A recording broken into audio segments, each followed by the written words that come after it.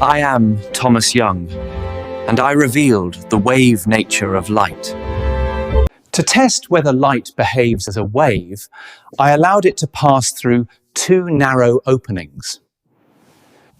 Instead of two bright spots, an interference pattern appeared. Where waves meet in phase, light is bright. Where out of phase, darkness forms.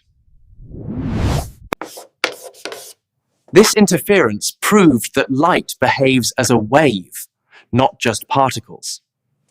This experiment laid the foundation of wave optics and modern physics.